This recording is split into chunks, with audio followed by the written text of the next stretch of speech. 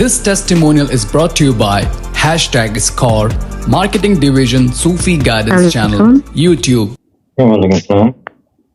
कैसे हैं शहजाद भाई? शाह साहब ठीक ठाक बाजी बोला। शाह साहब ने कहा था गायब जहाँ हाजिर से ना आपका बंदोबस्त करेंगे कर्ज के लिए ना, तो हमारा वो काफी लोग तंग कर रहे थे बहुत ज्यादा, तो वो 1,75,000 एक पर्सन का कर्ज उतर गया। बस वो अरेंजमेंट हो गया था कुछ इस तरह से कि हस्बैंड के ना जो सेल्स थोड़ी सी हुई है तो उससे हुआ था, तो वो जिस पर्सन को देना था उसको तो नहीं दे सके, दूसरा बंदा तंग करना शुरू हो गया, तो उसका कर्ज उतर गया। जो बोरिंग का जिन्होंने सामान हमें दिया था, जो पाइप और जो फिटिंग वगैरह की है जिसमें ना, तो वो तकरीबन 2 लाख का कर्ज उसका उतर गया। फिर उनकी थोड़ी सी और सेल हुई तो फिर 1 लाख जिसने बोरिंग की है वो भी बोलना शुरू हो गया मुझे पेमेंट चाहिए।